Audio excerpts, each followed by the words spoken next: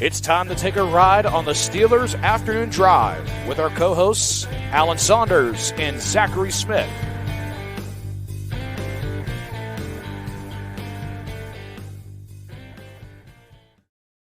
Welcome back to an episode of Steelers Afternoon Drive. I'm Zachary Smith. That is Alan Saunders, and that's Derrick Bell. If you guys didn't realize, I wasn't here yesterday, so I am back. Brandon Rossai is back. I had a little bit too much celebration going on from Short Kings Week, as Alan and Nick alluded to yesterday, but I am back here. In reality, if you follow me on that, you've seen I was getting I don't know why they call it this. Like, it sounds so much worse when tattoo artists say shin blasted, but I got my leg piece done, my tattoo. So that's what I was actually doing yesterday. But that celebrating Short Kings Week, basically the same thing. But how we doing, fellas?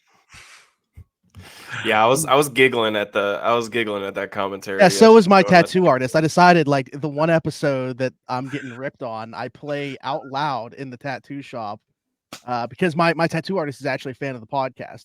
Nice. So I was like, hey, I just saw that the latest episode got uploaded. You want to just have I'll just put it on. So I did, and that was like the first thing that was brought up. I hope he wasn't laughing with the pen in his hand. I hope we were able to keep him steady for you. Yeah, no, it was as he was putting more ink into the needle. So yeah, we were good. That's a funny topic for sure. Yeah, I mean, I think it does sound hardcore, like getting your shin blasted. Blasted? Like, you're a tough guy though. Mm-hmm. Definitely not afraid of needles. No, I'm not afraid of needles, but it seems like some coaches in Chicago might have been afraid to coach Justin Fields, huh? I don't know how to. I'll preface by saying, before we dive into this, I hate that this was a thing that came out, and Derrick and I have touched on this in the past with, like, coaches running from the idea of coaching.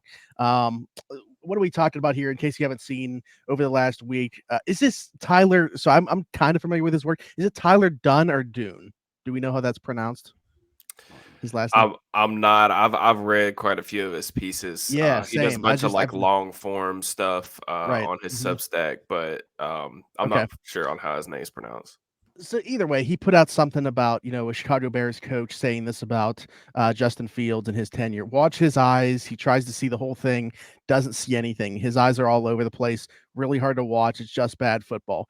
And there's some more stuff in here from an anonymous Chicago coach on Justin Fields now that he is no longer with the Bears. And, one, not putting your name on it is an issue that I have to begin with. But I mean, this happens all the time where it's anonymous. And two, like we've talked about in the past, it's like, man, every player that gets drafted, it has warts, right? Like, getting the most out of a player is what goes into coaching. And this just screams to me their inability, like a failure of the coaching staff, to not be able to get him to a level where this quote never comes to existence. So that's why I take so much issue with this. Yeah, I mean, I think, and we're going to talk about the rookie class too on this episode. So it's kind of a nice segue to kind of talk about expectations and development paths and everything like that. And I mean, you pretty much hit on it, man. Like, I hate this stuff so much that comes out like after the fact. It's kind of like one of those things where it's like, if that's how you feel, like as a coach, like you or anybody giving an opinion on anything, you should be comfortable putting your name on it. And like, I understand why that's not the case. And Tyler's just doing his job, and I respect that. Yeah. It's frustrating to me when coaches come out behind the scenes. They want to give anonymous quotes on like a guy that can't learn or can't develop or anything like that, without realizing that, like, it's the coach's job to help the player in their development path. It's not just on the player. It's a marriage type of thing. And that doesn't excuse Justin's, inability to pan out in Chicago. And, he didn't progress the way that, he needed to there. And that's what led him to, Pittsburgh, and led them to go and draft and Caleb Williams. But it's just frustrating to me, like, hear coaches like say that stuff, but not putting their name on it and just behind the scenes, while also like not acknowledging the fact that they failed too. Like, Justin failed, but they failed. Like, the coaching staff failed too to develop in. So it's just, I don't know. I hate that stuff. Yeah, I think I generally kind of come in more on the line of, like, I think a lot of people overestimate the impact of coaching. Like, I can sit there and say, like, man, I don't think Chicago's coaching staff was that good. That doesn't mean I think that Justin Fields, now separated from them, is just all of a sudden ready to be great, right? I mean, like, look, sure, if you gave me Justin Fields' salary and you let me spend it all on as many coaches and trainers and video techniques and whatever, I bet I could figure out how to learn to read a defense. I don't know if I could throw as well. I'm sure I'd never be as fast. Okay. But I could figure out how to learn to read a defense on my own. Like at some point it is the player's responsibility to develop the traits that they need to make a living without anybody else showing them what to do. Like that is like if Justin Fields wants to be a successful NFL quarterback, it is up to no one other than Justin Fields to learn how to do that. And the coaches are there to help him. And maybe he didn't get the help that, the best possible help.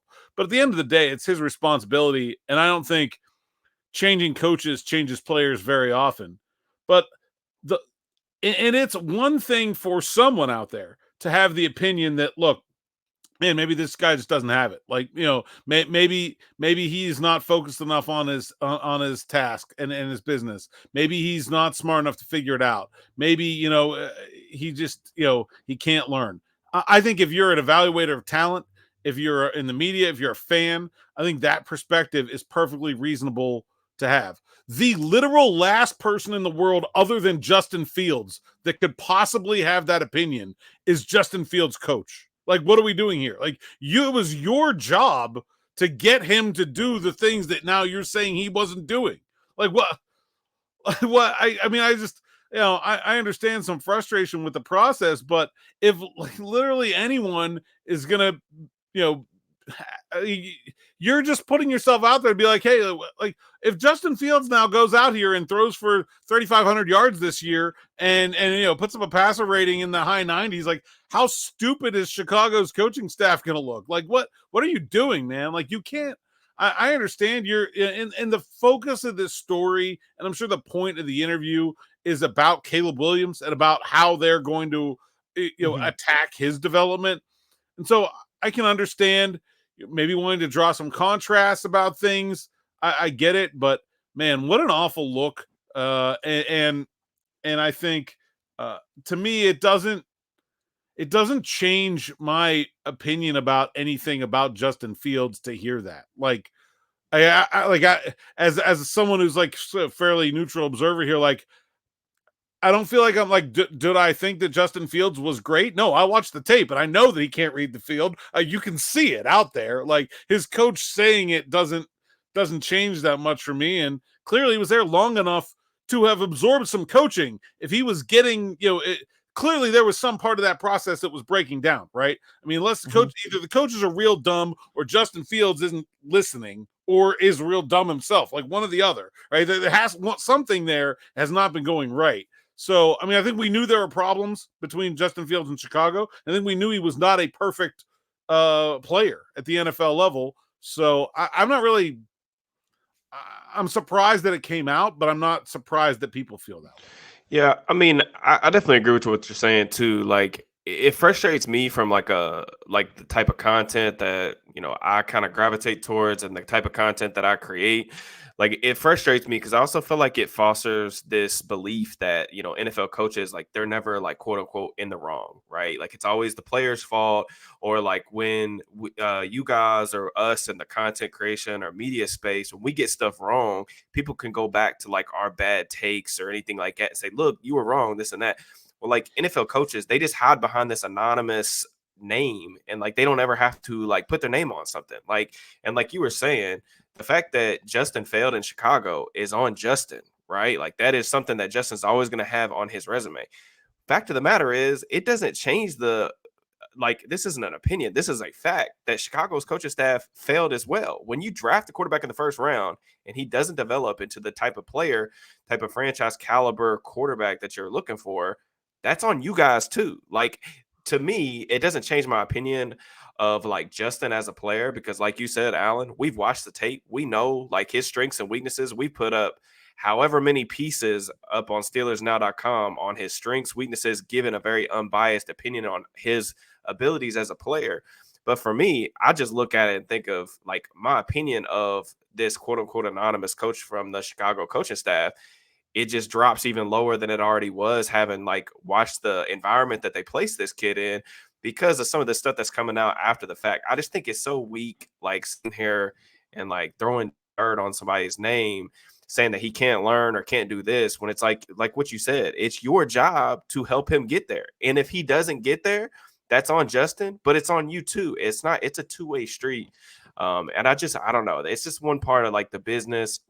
It just feels so, like I said on Twitter, it feels so slimy to me to be saying all this stuff after the fact, after he's no longer in the building. And I don't know. It feels like an unnecessary way, in my opinion, to prop up a guy like Caleb Williams, who I love. And I absolutely hope he gets the requisite coaching and environment that he needs to succeed at the NFL level.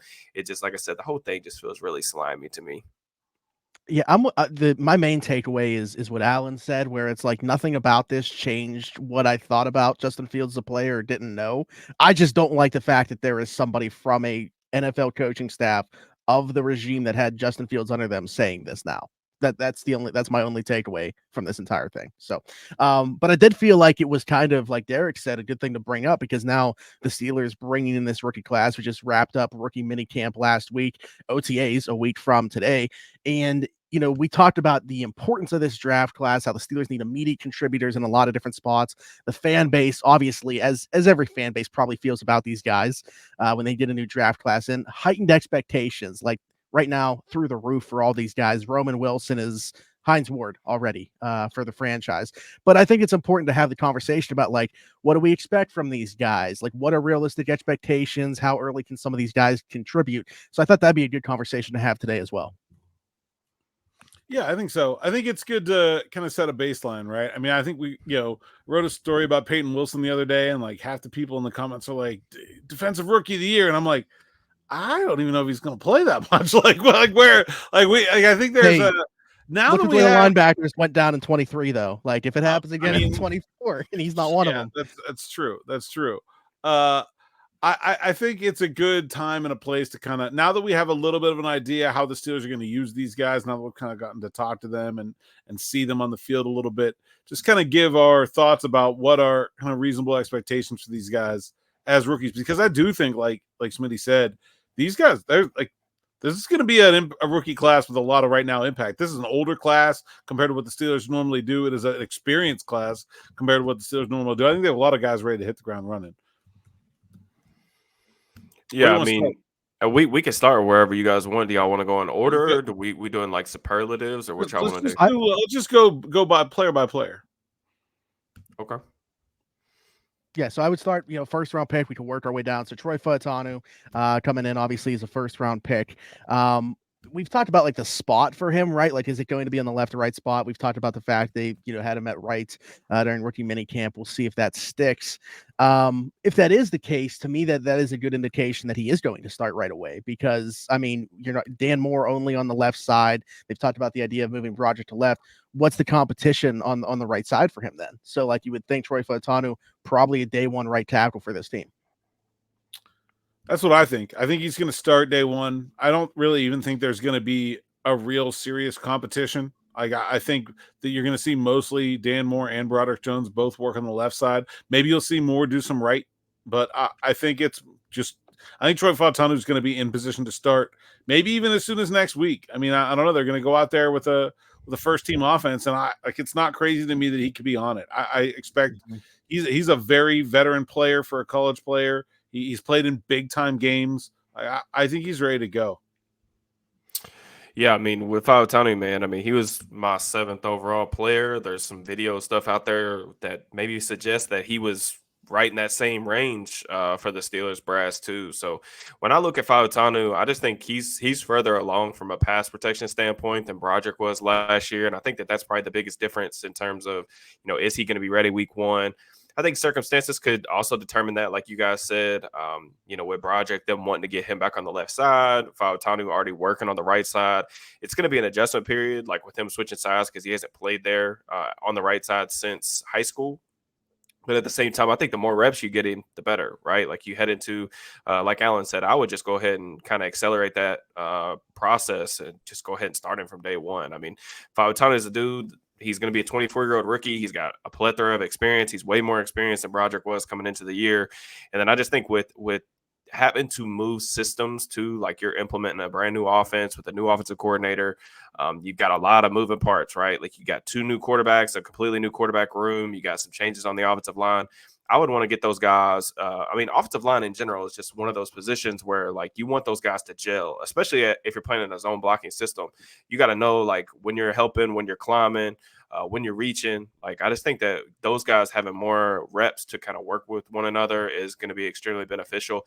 And I'm just a big believer too. Like if you're going to take somebody in the first round, and you have this type of grade on them, let them take their lumps. I mean, rookie tackles are going to go through their struggles. I mean, we saw that with Broderick Jones last year, but at the same time, I would just rather go ahead and figure that stuff out and figure out like where the strengths and weaknesses are in terms of like, we already kind of know what I feel like what Dan Moore Jr. is as a player. And I just don't think that there's considerable upside to warrant, just waiting any longer to play Fautanu. I'll go one step further. I think if I'm more sure about one of those two guys starting week 1, I think it's Fautanu. Like, I think he's more ready. I mean, I know Broderick played last year, but like he's got to make he's got to make those corrections in the pass game. I really think Fautanu is ready to go. I would have no reservations about him starting. And like, I am not a believer of this, like, oh my God, you can't move offensive linemen. Like, offensive linemen move all the time. But I do think you start to get damaging when you're like bouncing people around. Like it's like Dan Moore has struggled when the Steelers played him at right tackle. They also took a 4th round rookie and made him make the transition to an NFL starter as a rookie. Like if they had given him a redshirt year and then let him like learn right tackle, he probably wouldn't be able to do it. Like, I think you just got to give guys, like you said, let them take his lumps. They're going to come, give him the runway to do it and just do it. Like, I think it's a rip the Band-Aid off kind of year on the offensive line for the Steelers. Yeah. Smitty, I mean, you and I have talked about this on various different platforms too. Like it's just one of those things where, rookie tackles, they typically are bad, right? So you just want to give these guys as much reps as possible. And like you said about the guys switching sides, I mean, this is going to be such a just overwhelmingly annoying topic, in my opinion, over the course of the summer, just because people aren't going to have anything else to talk about without football. But it's just one of those things where it's like, it can be good, it can be bad. Like some guys take to it immediately, some guys never get it. It's a case by case basis, and anyone acting like it's a for sure thing either way is just, in my opinion, just nonsense. Like you got to put them there, you got to see how they take to the coaching, see how they take to playing quote unquote left-handed.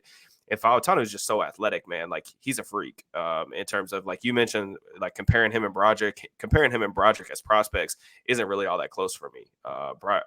Troy was a significantly better prospect in my eyes coming out of college. And I just think with his athletic traits, I see no reason just on the surface that he couldn't do it. But again, like getting him the reps, I think to just allow him to go ahead and start that development path is a smart approach.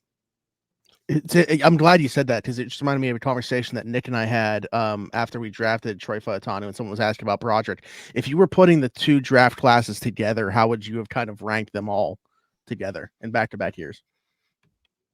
I mean, Fautanu for me, like I said, he was the 7th overall prospect. He was one of the best. I mean, I was a tackle 2. Like I had Broderick, so that's a true like first round type of grade. I had like in this draft class, I had I think like 5 or 6 or 5 I think blue chip caliber prospects. He was in that next tier of like really good true first round grades. And then Broderick for me, I believe, was like the 23rd or 24th ranked player. I'd have to go back and look at my sheet, but he carried like a 2nd round grade, early 2nd round grade for me. So not really comparable in terms of prospects. I like some of the things that Broderick did. I think that pretty much his rookie year played out exactly like how I would have anticipated. Instant impact in the run game, some struggles just from a technicality perspective in the pass game. But both these guys, when you're taking tackles, Broderick more so than Troy, in my opinion, but like when you're taking tackles, you're looking at a 3-year plan. Like I said, rookie tackles are typically bad. So even like I mentioned this on my channel a couple weeks ago, like Andrew Thomas was one of my favorite prospects coming out.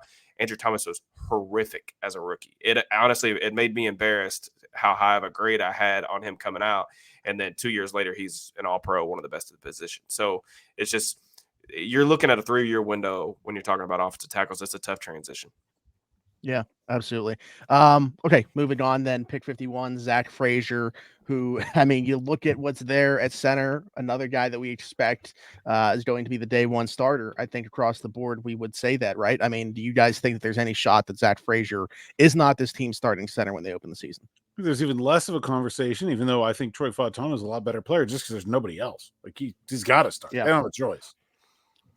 Yeah, Derrick. Yeah, I think it's cliche, but He's going to start day one. I think he's probably the most pro ready of the prospects, in my opinion. So, I think like he's Alan the closest said, to his ceiling of any of these guys. Like he is, I don't want to say he can't get better, but like he's already about as good as a guy with his athletic profile is going to be. There's no reason to hold him back. Like just let him go. Yeah. And kind of like Alan said too, like there's nothing else there. Like there's no one else on the roster. We said this coming in. It didn't matter what Omar Khan was trying to, feed us heading into the offseason. Like nobody really believed that they thought of Nick Herbig or Nate Herbig, excuse me, as a starting caliber center. And like Alan suggested, man, I think a guy with his athletic profile, he's really just like an average to above average, like slightly above average caliber of athlete, but he's just so technically sound already. Like he's great with his hands. He can get off the ball. He just knows what he's doing, plays with incredible leverage, understands how to use that wrestling background to his advantage, getting guys on the turf consistently. So I would play him right away. And I would honestly put as much on his plate as you could possibly put on. I think having a veteran quarterback and a rookie center is an advantage. Like typically you either want one or the other, right? Like if you have a young quarterback, you want like a veteran center and vice versa. Of course, if you could have two great players at both positions, that's obviously ideal. But, Russ made a lot of the calls at the line of scrimmage in Denver. He had like full autonomy there, even in Sean Payton's system last year, I felt like, from what I could see on tape. So they could probably guide him along and bring him along slowly. But I also think Frazier is such a highly intelligent player. I mean, some of the things that he did at West Virginia in terms of making the calls. And I just think he's really smart. So there's no reason for me, at least on the surface, to not play in week one. I kind of want to pause it right here. So, okay, if we think that Fautanu and Frazier are going to start, and I think we assume then that Broderick Jones would start as well. How good do you think that makes the Steelers' offensive line this year? Is it a significant improvement from the end of last season at the beginning? Does it take, into the season until we see an improved unit? And in what ways do you think it might be better?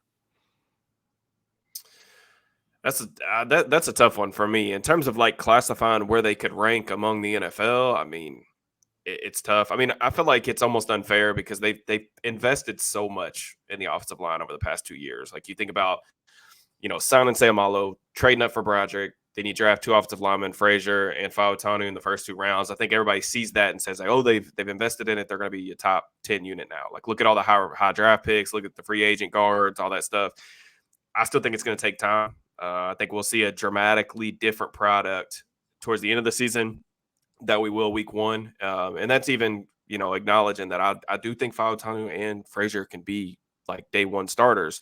But rookies, it just kind of depends, man. Like it's so unpredictable. I use the Andrew Thomas thing because like I loved Fautanu's tape, but I love Thomas's tape too. And it just takes a little bit for tackles sometimes. So I'm not really sure like where they would rank in terms of the NFL. My big thing is like just seeing consistent improvement across the board from all the guys as it relates to the course of the season. I don't know that I have as high of I definitely don't have as high of expectations next year as like most Steelers fans do, but that's just me looking at it from a kind of I don't want to say pessimistic viewpoint, but maybe a realistic viewpoint. Yeah, it's definitely a unit that, as Alan, the second part of what you said there, like I think they're going to get better as the season goes on, and by the end of the season, we could be talking about a top dozen or so offensive line. But it's kind of a product of how I view the entire offense. Like I think it's just going to take time across the board for the entire unit to get going. Like it's not going to surprise me with how much turnover they have on that side of the football if they're slow out of the gate, and I think that trickles down to the offensive line itself also being a little bit slow out of the gate and just getting a familiarity. Like those guys, we've seen it in the past. You've seen past offensive linemen talk about it. Like it just takes time from a camaraderie standpoint to all get on the same page up front. So I think maybe we're having a conversation at the end of the year where we're talking about this unit being much better, but early on, I expect to see some growing pains and struggle. Yeah, I think too, like one thing I want to bring up, just like while we're kind of on the offensive line topic, is it will be difficult, in my opinion, to judge the offensive line, especially out the gate, because of all the moving factors that you've got involved. Like you got a new offensive coordinator, a brand new offense, you got a new quarterback, young pieces up front. And also like just want to go ahead and say like it's going to be difficult for the mainstream conversation surrounding the offensive line with Justin Fields and Russell Wilson as the quarterbacks. Like they are two of the probably what I would describe as like the least offensive line friendly quarterbacks in the league. They hold the ball for a long time. They both sit really deep in the pocket. They take a lot of sacks, some of which aren't actually on the offensive line. So just their brand of football and the way that they play is not necessarily conducive to like what you would say is like a offensive line friendly scheme. Like, because you can pass protect for 3.5 seconds, but if they're holding the ball that long, you could still give up a sack, even though in most systems the ball's already out at that time. So I think some of the stuff that Arthur Smith does in terms of like the heavy play action, some of the naked, some of the boots and stuff like that will be, helpful to give them some quote unquote plays off. But it really just depends on like game script. Like if the Steelers do end up in situations where like the early part of the schedule is, they have to get in some shootouts, that's probably going to be pretty rough on the offensive line just because Russ, I mean, he's always been the type of player he is. He's going to play the way Russ plays. And like even Justin, like we mentioned some of his shortcomings earlier in the episode, but like Justin's kind of the same way. He likes to hold the ball. He likes to play make, run around and stuff. So that's tough on offensive tackles in particular. So I just want to keep that in mind too. Like when you're kind of evaluating Broderick and Troy early in the season, just keep that in mind that this isn't, necessarily the greatest situation for them either in that regard. I think for all those reasons, I expect us to be able to see a difference. If you do see a positive difference in the offensive line in the running game a lot sooner than you see it in pass protection. For sure. Like I think, look, Justin Fields and Russell Wilson took 1 million sacks last year. I expect Justin Fields and Russell Wilson to continue to take 1 million sacks. And I think that has more to do with Justin Fields and Russell Wilson than it does with anything else. But I do think that we could see a little better run blocking sooner. Like I think it should be reasonable to expect improvement in that area to be a little bit more obvious early on in the year. Yeah, absolutely. These are the two that I'm most intrigued by, both the 3rd round picks in terms of the utilization of them, which I expect Wilson to be brothers very different. But yeah, the Wilsons. We just talked about Russell Wilson. Let's go to Roman Wilson, a guy that definitely could be one of his favorite targets for sure. Out goes Deontay Johnson. We've been talking about the wide receivers a lot on here. They draft Roman Wilson in the 3rd round. And, right now in the pecking order could change before the season starts. Obviously, the Steelers maybe still sniffing around there for another outside receiver. But as of right now, Roman Wilson, even if you want to include Pat Freiermuth as a pass catcher in totality, Roman Wilson may be the number 3 option at worst, number 2 or 3 in this passing offense, you would think, going into this season. Where are you guys at with him in terms of like, I think we're going to see him obviously right away, but like, where does he stand on the pecking order? I mean, I think he's right now the 2nd target wide receiver. I do think he's going to play in the slot, and I don't know, what's going to happen when they play 12 personnel and, they don't really have a slot receiver anymore. But I think he's going to catch. Like I think he's going to catch the ball a lot. I wrote today that I like his offensive rookie of the year odds. He's plus 7,500. You look at the other guys that are in that range. It's like people that don't have an obvious pass to playing time, or someone like Jermaine Burton, who's like clearly a distant 3rd in the pecking order since these wide receivers. Like Roman Wilson's going to be a big part of this offense, at least as things stand right now. So I think he has a chance. I think he will. I don't know if he'll start because I guess it just depends on what personnel you're in and that kind of thing. But I think he will be their primary slot receiver, and I think he will be no worse than the 3rd wide receiver in targets, even if they add somebody, and it could be 2nd. Yeah, I mean, you brought up a good point just in terms of like the personnel usage. I mean, there's a lot of unknown there, right? Like the Falcons last year were dead last in 11 personnel usage. They only used 3 wide receivers on 17% of their snaps. I mean, that's an incredibly low number when you compare that around the league. And even like the year before when it was double that, they were about like at 33, 34%. That was still 31st in the league. So in terms of like the slot receiver, quote unquote, deployment, it's tough because it's not one of these like, Peyton Manning style offenses where you're just spreading things out, going 2 by 2, 3 by 1, and putting a guy in the slot. Now, I will say it'll really be interesting to see kind of their deployment and like, are they going to mix and match that other outside receiver throughout, especially early in the season? I feel like that's probably likely where you may see some Van Jefferson. You may see some other guys mixing in and out, Roman Wilson.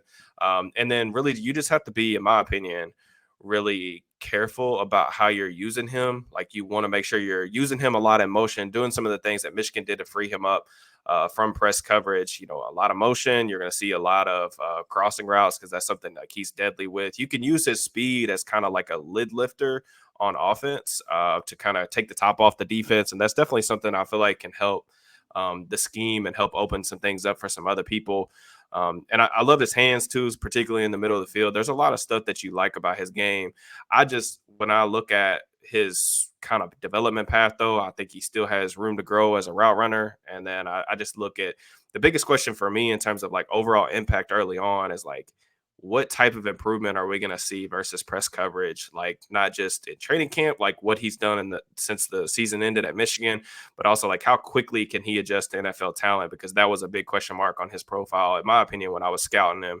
Was just I felt like anytime they did ask him to play on the line of scrimmage, outside wide, and like didn't give him those free releases via the motion, he really struggled because, bigger, longer corners were able to pretty much easily access his frame. And then, everybody, there's a lot of fast corners in the league. Like he is a fast dude. And I think that having that, sub 4.4 speed is going to benefit the offense, but you can't just speed release past everything in the NFL. Like there's corners out there. If they're playing on the boundary in the NFL, they're probably running the 4.4s and you're not just going to be able to fly past people down the field. So I think that's going to really dictate how early he can how early he can be like a legitimate complementary piece, like in terms of a number 2, number 3 receiving option and a good passing offense. But they're going to need, look at the roster. They're going to need him to contribute immediately. There's nothing else there aside from, Pickens. And then like you guys mentioned, Freiermuth, I think is going to have a really big role. Yeah, absolutely. Flipping to the other side of the ball, Peyton Wilson, linebacker. Alan mentioned him. There's a story about him. The comments, they think he's going to win Defensive Rookie of the Year this year. But that's just the Steelers fans being optimistic. You look at him right now in the pecking order. Obviously, we don't know what's going on with Cole Holcomb. That situation will play itself out, I guess, as we get into OTAs and stuff like that. Landon Roberts back, big signing of Patrick Queen. Enter Peyton Wilson. Where does he fall right now in this room? Well, if everybody's healthy, I think he's 4th. And I don't think that's a bad thing. He's a third round pick. But I think it's interesting because I don't think there's an obvious, like, Patrick Queen is a better athlete and like more experienced in coverage and different types of coverage. Landon Roberts is as good as they get against the run, so like where's the niche, right? Like where's the part that you carve out for the rookie? I think it's really interesting. I'm not sure that we really have that answer. Obviously, you take the 20% of snaps that you give to the backup and you give them to him, even if Cole Holcomb isn't healthy. But beyond that, I don't really know where the playing time as a rookie goes. I feel like this is more of a player where you're looking at like a mostly coming off the bench option, and then maybe we'll see how it picks things up. Yeah, I think what you're mentioning is good points just in terms of, Cole Holcomb. There's a lot of just murkiness around like his future. I think the big things that I look at with Peyton Wilson, the speed, the athleticism is awesome. Even with all those injuries, he's had like 7 season-ending injuries dating back to high school. But, even with all that being said, he's still an extremely good athlete. I love the effort that he plays with.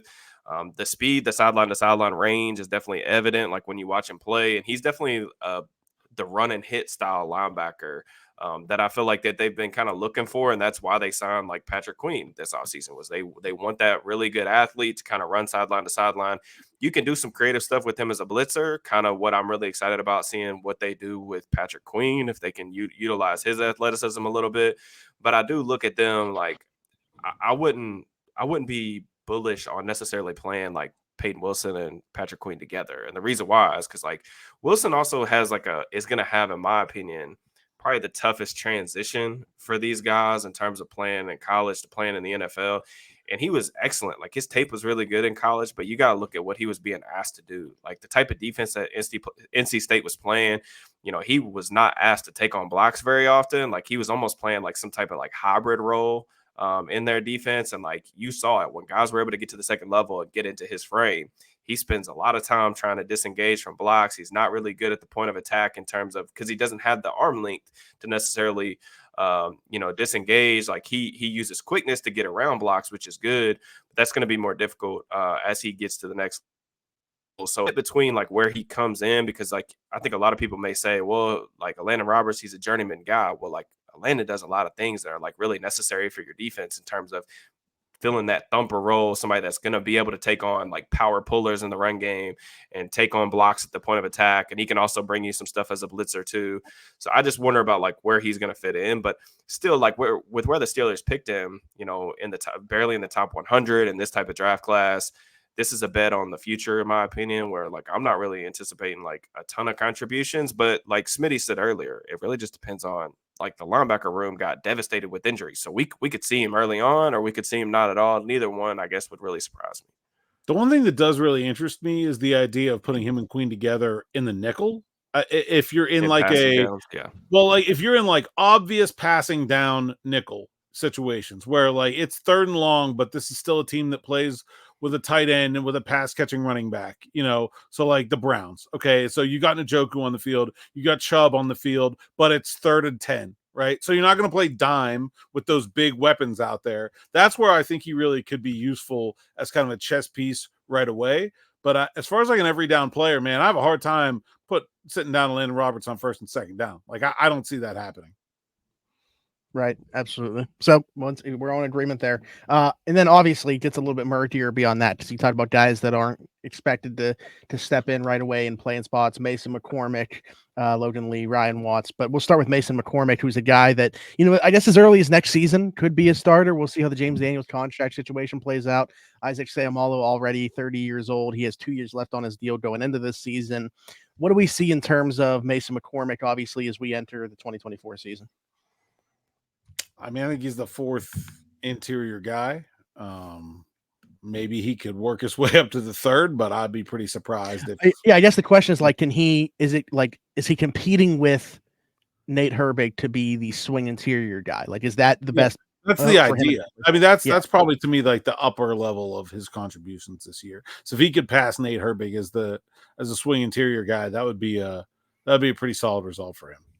Yeah, I agree. I mean, that's kind of the role that you're envisioning. And for a day 3 player, if you get a primary backup, like that's a good thing. But I do think McCormick has there's some traits to work with from an athletic standpoint. I don't know that he plays to the level of his testing that, you know, the crazy level of his testing that he, you know, produced. But I do think he is a good athlete. I think he's a really good schematic fit for Arthur Smith's like wide zone system too. So like that's something that I'm excited about.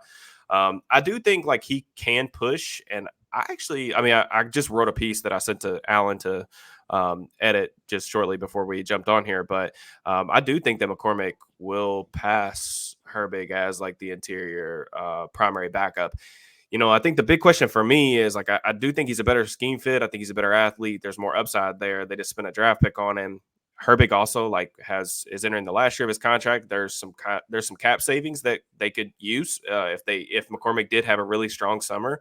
But I think the big thing for me is Herbig has the ability to snap in a pinch of emergency. I don't buy Khan's thinking that they actually trust him at center, but like he can do it.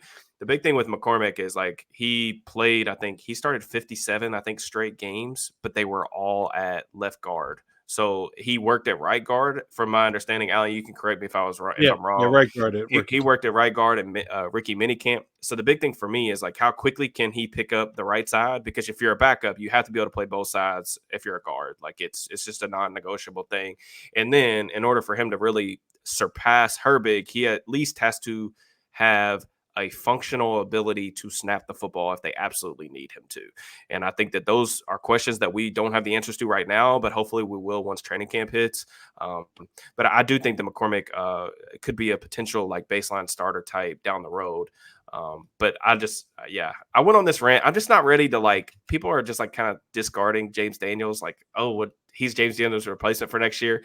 And I have questions about McCormick and pass protection a little bit. So, and I just think James Daniels is a good player. I don't know why people are trying to run him out of town. That's a whole different like rant. I think if there's a player on this roster that Mason McCormick is a replacement for, it's a retiring Isaac Seumalo, not a told to hit the road James Daniels. Yeah, I mean it's fine. Like I think it's a good thought process, you know, to strengthen the depth along the offensive line. And I think, you know, maybe McCormick can be looked at as like an insurance policy if, you know, Daniels has another really good year and he hits free agency and you can't get an extension done this summer. You can't come to terms on that. Daniels has another really good year. The market for guards has exploded. He goes out there and gets, some crazy contract like Robert Hunt or something.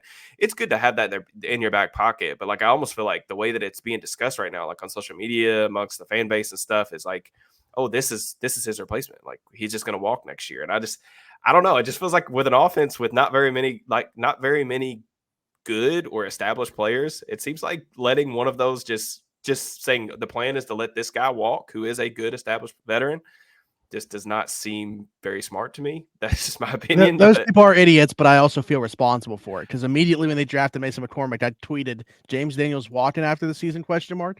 And then like it became a big thing. Fine. But like it's fine. Like, that is a possibility. Like, it's not. I don't think it's crazy to bring up the possibility that could happen. I'm just saying, like, I think it's crazy that like there's so many people talking, saying that this is a good thing. Right, yeah. Like, you should be. Like, let's keep the good players. We need to do that. Let's keep the good players in house, please.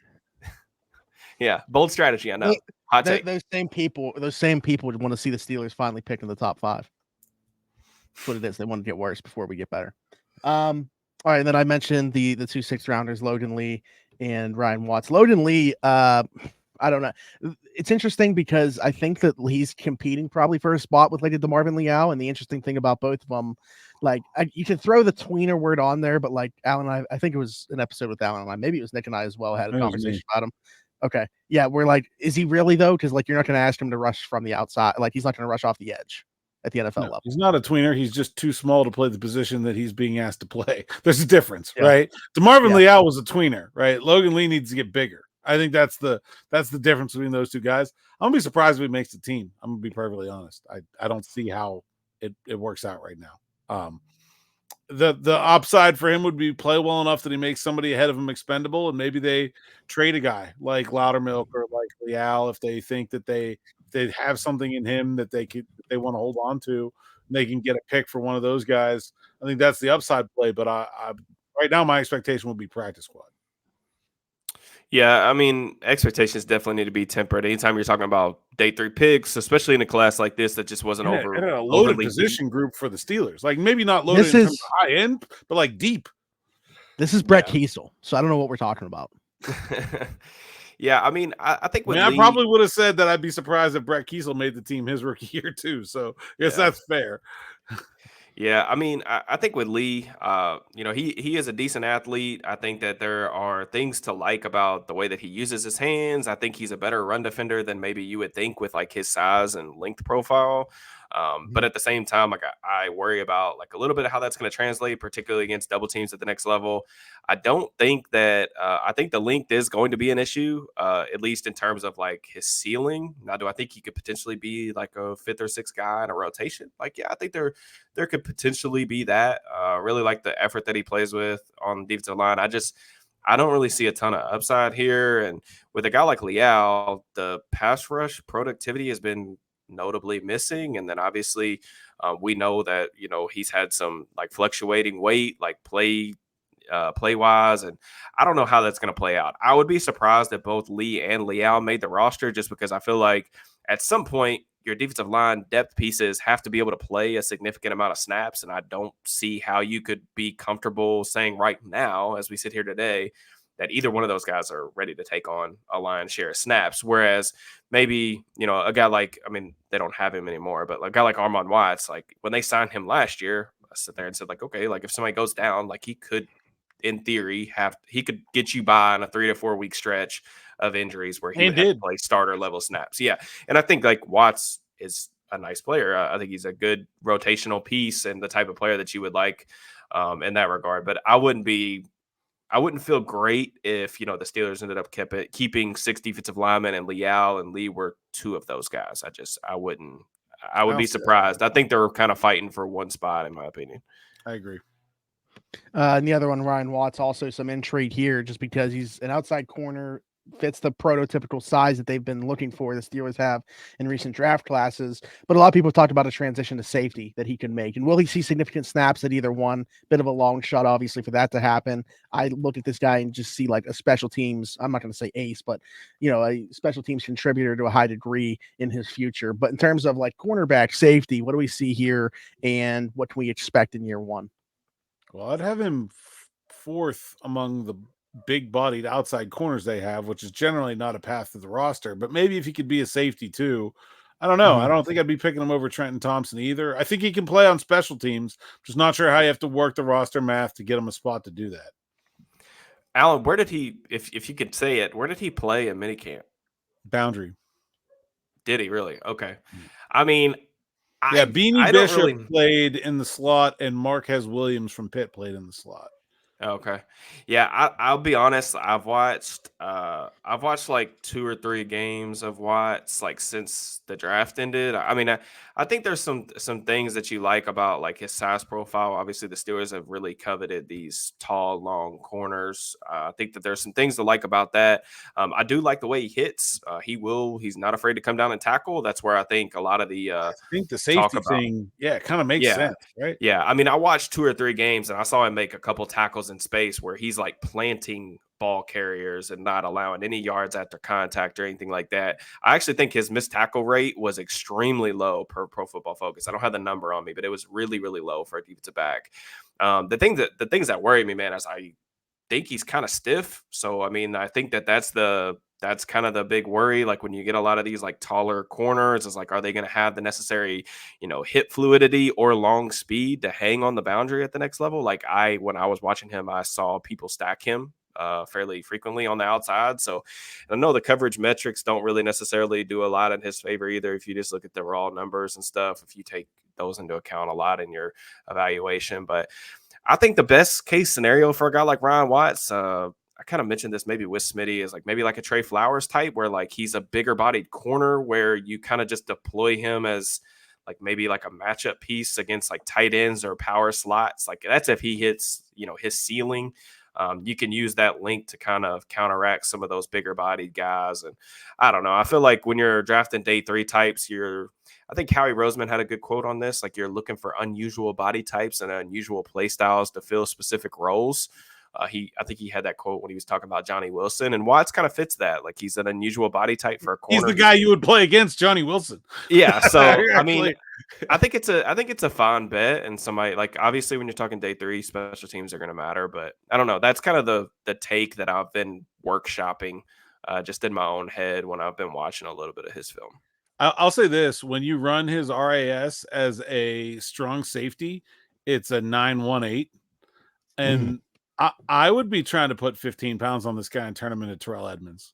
That's what I would do. Like I think if you're talking about like the upside play long term, that's the thing that is the most intriguing to me. I do think he could be a really good special teamer right now, though. So we'll see what they decide they want to do with him. Yeah. One missed tackle all of last year he was credited with.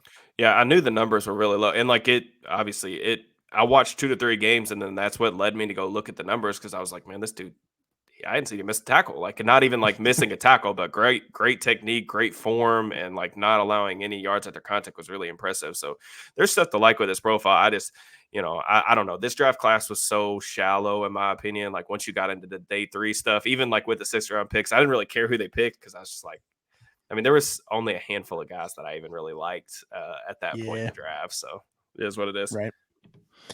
Great conversation. This is like 2 afternoon drives packed into one, basically, with the time on this. So we appreciate everybody sticking around. Tell everybody where they can find you guys. Derrick first. At Steelers_DB on Twitter/X, as Smitty says it, and on YouTube, and all my written work on SteelersNow.com. I hate saying X. I mean, I'm still like I have to force myself to say it. I wish I could just say it. At Saunders_PGH on Twitter, and I'll say what I want to say, and you can't make me. There you go. SteelersNow.com, and like and subscribe to the YouTube channel. Hit the bell for notifications. All kinds of stuff coming up. Always rolling through those rookie camp videos. Got Zach Frazier up there. One video ahead on the channel. I think Peyton Wilson coming tomorrow, so stay tuned for that. It'd be funny if big guest on tomorrow's show too. Big one. maybe the physically largest guest. I was just say big, the actual in biggest a lot of different guest. ways. I think Yeah. maybe. Yeah, it'd be funny if how you said they can't make you say anything. It'd be funny if, like, for whatever reason, we just couldn't monetize this episode. It's just like rejected it. I'll show them. So be sure to like, subscribe, hit that notification bell, hit us in the comments with your thoughts on anything we talked about. Actually, let's get some predictions as well. Who do you think Alan's talked about? Who is going to be popping in to tomorrow's afternoon drive? I want some predictions in the comments as well. Leave us a 5-star review and subscribe if you're listening somewhere else, Apple, Spotify, wherever your podcast from. You can find us there. You can find me everywhere, Zachary Smith, PGH, everywhere. Alan Saunders, Derrick Bell, and myself. Thanks for jumping in and taking another ride on the Steelers afternoon drive.